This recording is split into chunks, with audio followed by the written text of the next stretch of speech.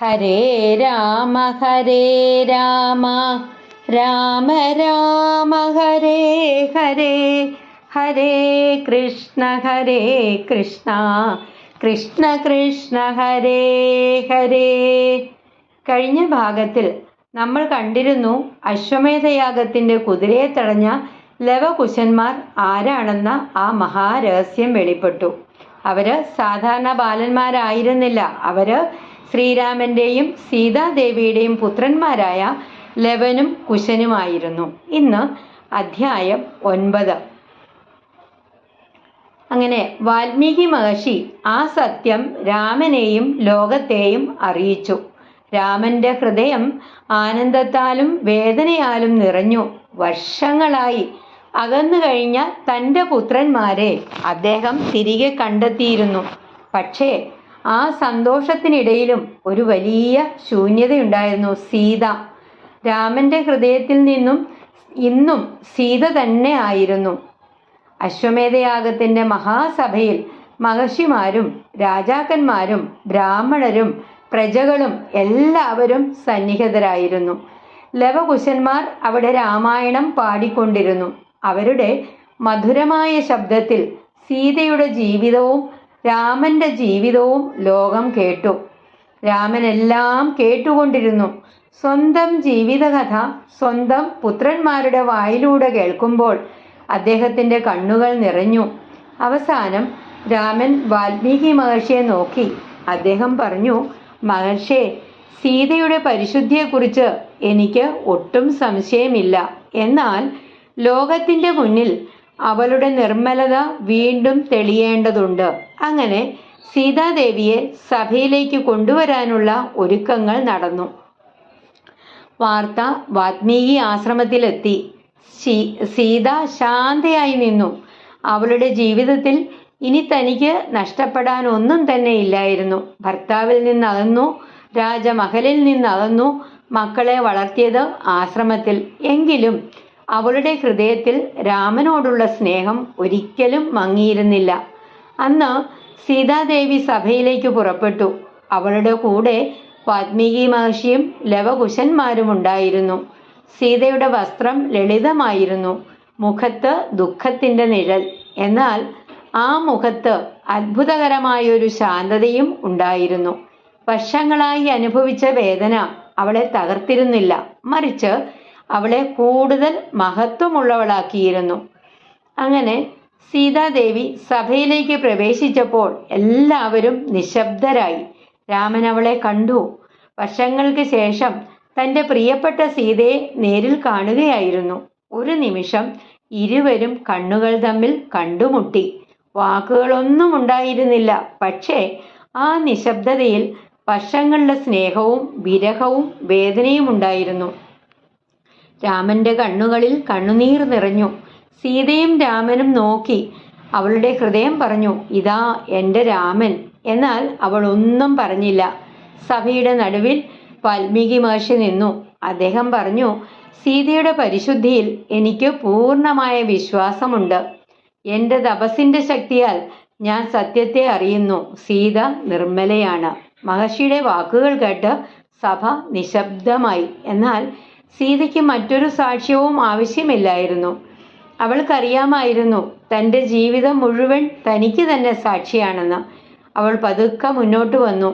ലവകുശന്മാരെ നോക്കി. അവർ അമ്മയെ നോക്കി നിന്നു. ഇത്രയും കാലം തങ്ങളെ വളർത്തിയ അമ്മ, തങ്ങളുടെ ജീവിതത്തിലെ ഏക ആശ്രയം, ഇപ്പോൾ എന്താണ് പറയാൻ പോകുന്നതെന്ന് അവർക്കറിയില്ലായിരുന്നു. സീത അവരുടെ തലയിൽ കൈവച്ചു. അമ്മയുടെ സ്പർശം. ആ നിമിഷം ലവകുശന്മാരുടെ ഹൃദയം നിറഞ്ഞു. സീത കൈകൾ കൂപ്പി. അവൾ ഭൂമിദേവിയെ സ്മരിച്ചു. ശാന്തമായ ശബ്ദത്തിൽ പറഞ്ഞു, എൻ്റെ മനസ്സിലും വാക്കിലും പ്രവൃത്തിയിലും ഞാൻ ശ്രീരാമനോട് മാത്രമേ വിശ്വസ്തയായിരുന്നുള്ളൂ.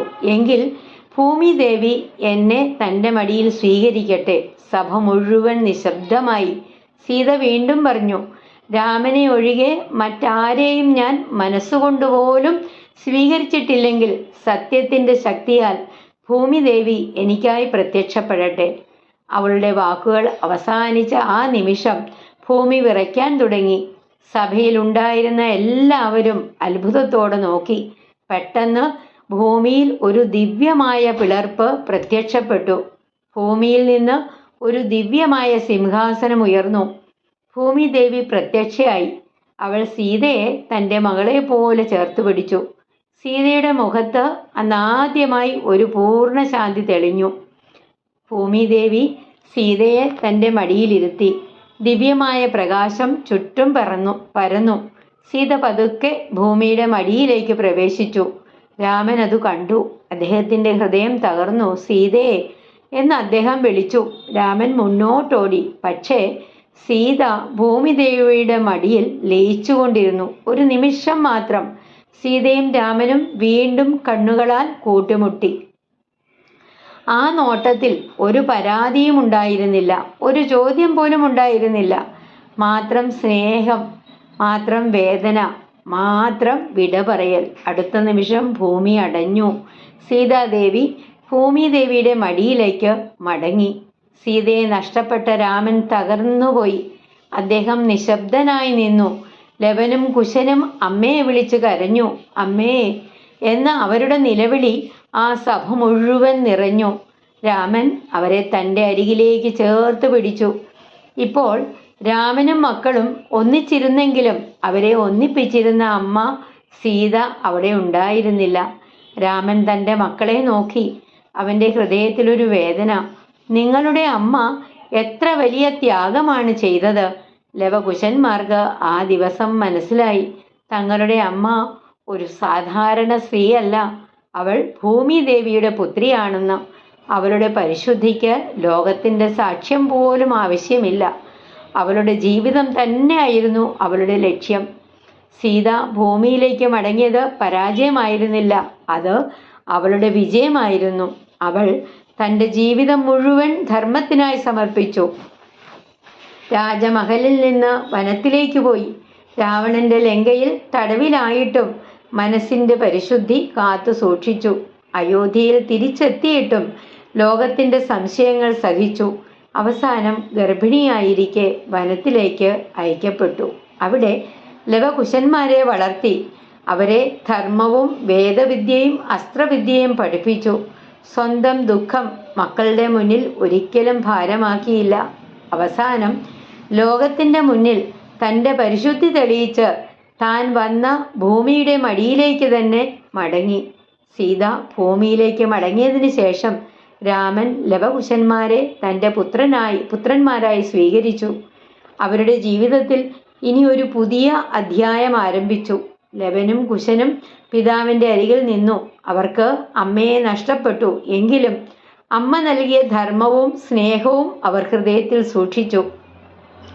രാമനും തൻ്റെ ജീവിതത്തിൻ്റെ ശേഷിക്കുന്ന കാലം ധർമ്മം പാലിച്ചുകൊണ്ട് രാജ്യത്തെ സംരക്ഷിച്ചു. എന്നാൽ സീതയുടെ ഓർമ്മ അദ്ദേഹത്തിൻ്റെ ഹൃദയത്തിൽ എന്നും നിലനിന്നു.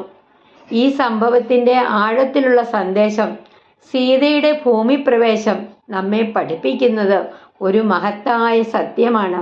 സത്യത്തിനു പുറമെ മറ്റൊരു സാക്ഷിയും ആവശ്യമില്ല. ലോകം നമ്മെ തെറ്റിദ്ധരിച്ചാലും നമ്മുടെ മനസ്സ് സത്യം അറിയുന്നുവെങ്കിൽ അതാണ് ഏറ്റവും വലിയ സാക്ഷ്യം. സീത ആരെയും കുറ്റപ്പെടുത്തിയില്ല, ആരോടും പ്രതികാരവും ചെയ്തില്ല. അവൾ തൻ്റെ സത്യത്തിൽ ഉറച്ചു നിന്നു. അതുകൊണ്ടാണ് അവളുടെ അവസാന നിമിഷം പോലും ദുഃഖത്തിൻ്റേതല്ലാതെ ദിവ്യതയുടെ നിമിഷമായി മാറിയത്. അവൾ ഭൂമിയിൽ നിന്ന് വന്നു, ഭൂമിയിൽ ജീവിച്ചു, അവസാനം ഭൂമിയുടെ മടിയിലേക്ക് തന്നെ മടങ്ങി. ജനകന്റെ മകളായ സീത, രാമന്റെ പ്രിയപ്പെട്ട സീത, ലവകുശന്മാരുടെ അമ്മയായ സീത, അവസാനം ഭൂമിദേവിയുടെ മടിയിൽ ലയിച്ച സീത. ശ്രീ സീതാരാമചന്ദ്രസ്വാമിക്ക് ജയ്. നാളെ നമ്മൾക്ക് ഉത്തരകാണ്ഡം 10-ാമത്തെ അധ്യായം, ലവകുശന്മാരുടെ അയോധ്യ ജീവിതം, ശ്രീരാമൻ്റെ അവസാന കാലഘട്ടത്തിലേക്ക് നാളെ കേൾക്കാം. ഹരേ രാമ രാമ രാമ ഹരേ ഹരേ, ഹരേ കൃഷ്ണ കൃഷ്ണ കൃഷ്ണ ഹരേ ഹരേ. ശ്രീ സീതാരാമചന്ദ്രസ്വാമിക്ക് ജയ്.